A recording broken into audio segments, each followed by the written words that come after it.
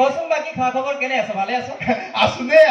তই দেখোন তামাম চেঞ্জ হৈছা ভাল লাগছি তোক দেখি কিবা বগা হৈছে আগতকে সঁচা সঁচাকে নে মানে কি হৈছে গম পাইছ তোক মই খবৰ এটা দিয়াই নাই নহয় কিয় এই বিয়া পাতিলো নহয়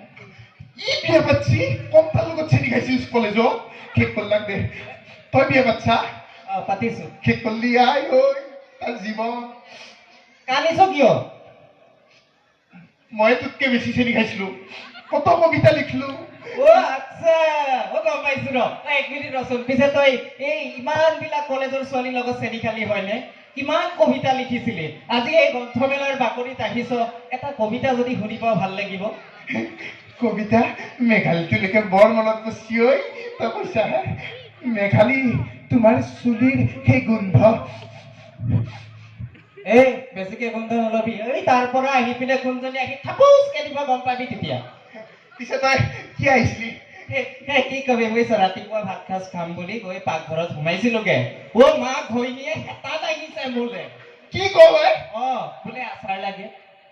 আচাৰ লাগে আচাৰ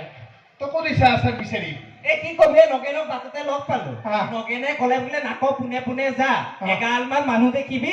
তাতে বোলে আচাৰো আছে কিতাপো আছে চব আছে মই বোলো কিতাপটোতো নিমে এজনে পঢ়িবতো নোৱাৰে তেলতে বিয়া পাতি লৈ আহিলো কি কৰিবি সেইকাৰণে আচাৰ নিব আহিলো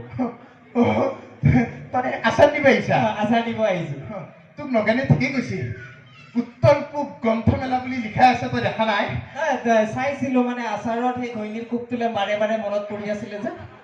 পৰিৱৰ্তন ঘটছি